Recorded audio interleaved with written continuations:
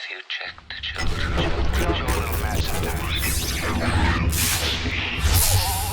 Hi, I'm Chucky. Wanna play? Sometimes that is better. You're gonna need a bigger boat. What's up, everyone? Welcome back to the Horror Show. I'm Cecil Laird. Jaime and Fuego here. And we are back to do another patron-requested review. This one is from Media Kraken himself. So, Media Kraken, when you first requested this, I was like, sweet! I've never seen this, and I've always had an interest in watching it, and man, I'm excited to finally do this. I'd seen this before. And I gotta say, this is the first in a series of 6 or 7 movies. I need to consult the wiki to double check. I know it's at least 6, possibly 7, but... And we dealt with this character when we were doing the we've done trailer reactions. We did a trailer reaction for one of them. It was Dollman versus the Full Moon Universe when we encountered this yes, character. Yes, quite this a bit, character actually. did appear in the comic series review. Good call. Yeah. So we are talking about the year 2000 original movie from Full Moon Features called Killjoy. Now, I watched this movie for the first time for this review. Media Kraken had requested something else, I believe Odd Thomas, which we had already done a regular and spoiler review on the channel for, so he's like, fine, review Killjoy. And I was like, sweet, I'm excited to review that. I've never actually watched those movies. I've watched a lot of Full Moon stuff, but I've never watched Killjoy. Killer I've always Clown. been interested. Killer Clown, exactly. I love Killer Clowns. I watched this movie and... my God, if I could skip straight to number 3, I would have done so. Why 3 specifically? Because it apparently is where the movies change. That where the and that's where the girl budget comes in? picks back up. That's Oh, okay. where... So the second movie, a new Killjoy takes over as well. A new actor. But it is still... So Killjoy, for those of you that don't know, this was a killer clown movie that took place in an urban part of a city. LA. It was in LA specifically? Okay, so it was supposed to be a black horror movie, a black themed horror movie featuring a killer clown. And I don't know that this clown is meant to be white, black, or what, but it felt very much like a white guy trying to say black phrases throughout this movie and make it sound cool, and it was god fucking awful. This is right up there with some of the worst Full Moon / Charles Band productions that have ever been produced. This movie was fucking terrible. And yet, I know I needed to suffer through it to get through to the rest. I have not watched the rest yet, but yes, I am indeed. Granted, I've put on about 5 minutes of the second one. I do plan to go through this series because of this request and because I've always been curious and because, quite frankly, I want Killjoy to be as cool on film as he is in my head. However, now having Based watched on the some of the first movie, posters it is god fucking awful. I hated this movie. It was a poorly made movie, a poorly written movie, a poorly acted movie. It was terrible across the board. That's my overall thoughts. What about you? Tell us how you really feel, right? I don't care. Okay, so this is one that I was such a big Full Moon fan when I was, well, I mean, my early teen years and into high school and stuff like that, whether it was the Puppet Master films, as bad as they became, Trancers, even around this time, they were still doing stuff like The Dead Hates the Living, which is fantastic. I think that came out the same year as this, but this is when Full Moon was transitioning into like the Ginger Dead Man and stuff like that. I saw this, but I did not remember much of anything about it. Most notably, the fact that it's basically like the No Limit Records of killer clown movies, and so for that reason, What does that mean? No Limit Records was like Master P and Sucked Shotgun, all those different guys. You can't just say that without explaining it. Okay. I'm very white. But yeah, it is very much of that accord. If you watch a lot of those low-budget rap movies, rap music videos and stuff that we got around this time, like around the turn of the millennium, it feels about of that budget, and that our main guy, it is most definitely the same nerdy black dude who liked the girl who has something happen to him, and who was consulting medieval forces. He, I'm pretty positive, is our evil Killjoy clown. Yeah, okay. He's the clown. this movie is about as low budge as something you would get from Full Moon, especially around this time where there was like pretty much no care and consideration given to the kills, and there's not much of a sense of dread, and it just felt urban for the sense of being urban as opposed to really being Very nice way to necessary, put it. you know. And it's great to have that representation, obviously, but if you're giving it like kind of a half-assed disservice, it's almost disrespectful to a degree, in my estimation. And so yeah, this is I'm not gonna take a turd on it as bad as you, man, but this movie really does suck, and it does suck. It's really bad, and I mean, that's a pretty big turd, man. Yeah, I'm just saying. But I do know that As far as especially verbal turds go, that's a pretty big one. yeah, especially when Killjoy has like a respective love interest that comes in some of the later I gotta films. say, he's the hand-wringingest villain I've ever seen on camera. The amount of times he's doing this on camera. Yeah.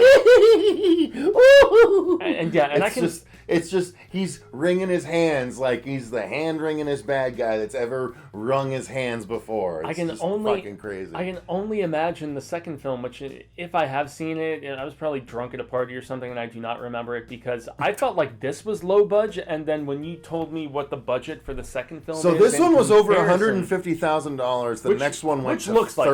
$30,000. Yeah. $30,000. Fuego, that's a fifth Yeah. of the $150,000 budget. Yeah.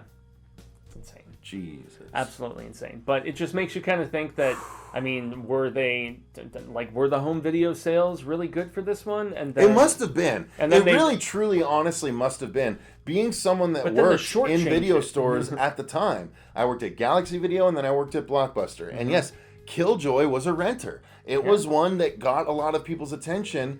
I didn't particularly pay attention to the color of the people renting the movie. I don't know that this was like the black crowd's clown movie. You know what I mean? Because it was 90, right, when it came out. And this one came out when? Yeah. 1990? This was 2000. Oh, Jesus, 10 years later. Yeah. Nonetheless, this felt like the urban clown movie after watching It it. was trying to be. Yeah. But it was fucking terrible at it. Yeah, and unfortunately, I mean, like story-wise, let's just give very, very briefly. There was a story to this? Yeah, Okay, well, sorry. kind of. So essentially, you have this this kind of nerdier guy who is infatuated with this girl who's dating kind of a gangbanger type, and he would like ask her to do a dance, and the fact that they're all supposed to be high school students, it's that thing we They're got so mid-30s. much in the 80s and the Mid-30s. 90s, you know, where they look far beyond the years that they're supposed to be. So.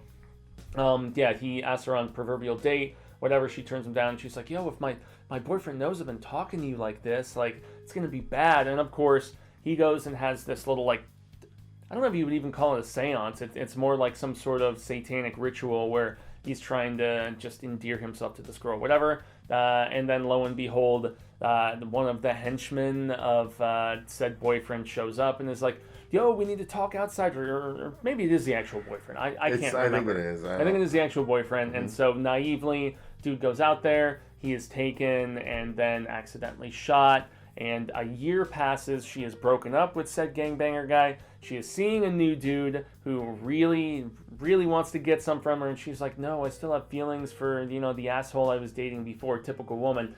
Oh, been there, done that, man. She has some point. I think she has a friend that is like seeing the old dude at this particular point. Anyway, vengeful clown that may or may not be that old nerdier dude who was infatuated with her. Vengeful clown with an alternate universe in his ice cream truck. Yeah, basically you walk in and he's like, yo, I got that weed, sucker. Get into the. The only way to get black people to get in your truck is to tell them you got weed. No, I mean, hey, anybody I'm just saying that according to this movie, that's how it's done. Well, I mean, I have a lot of Caucasian and Hispanic friends who are the exact same. Myself, We're in Arizona. Arizona. Things are legal now. Yeah.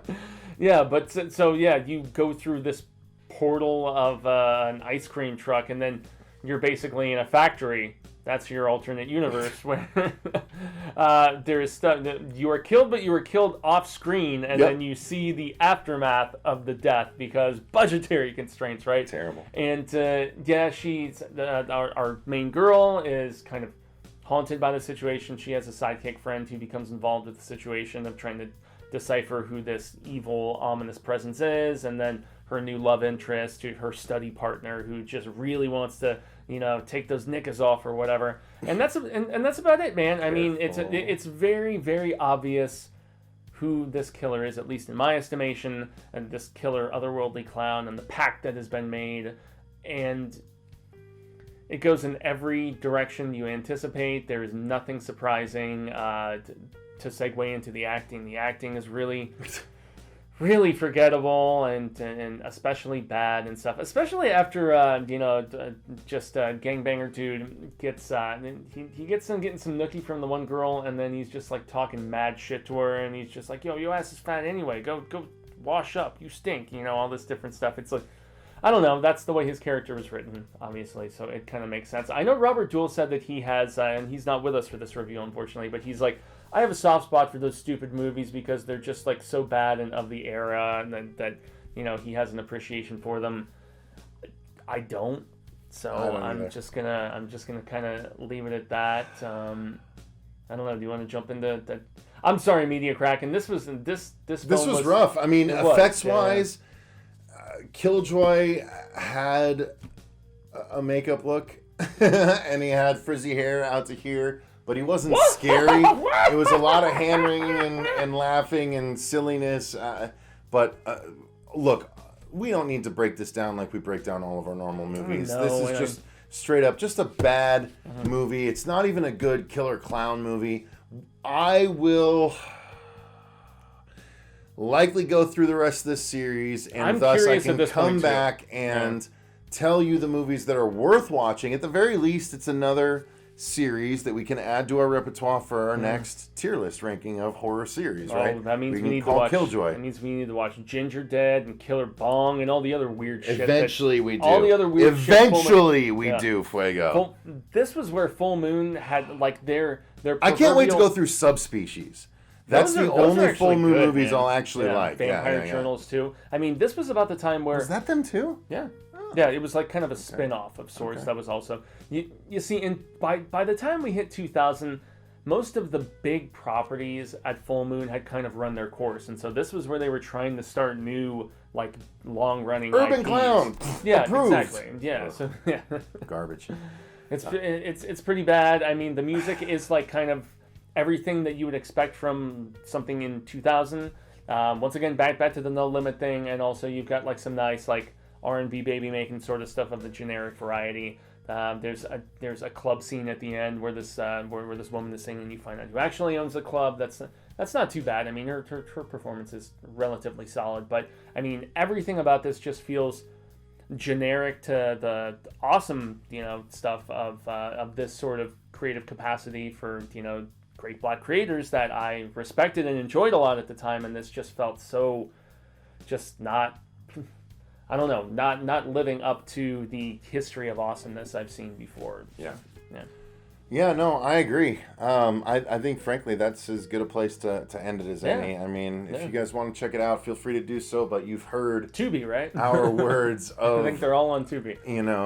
Warning, so to speak. So, thank you guys very much for watching. Thank you to our patrons for supporting the channel, for requesting even movies like this. We still appreciate you.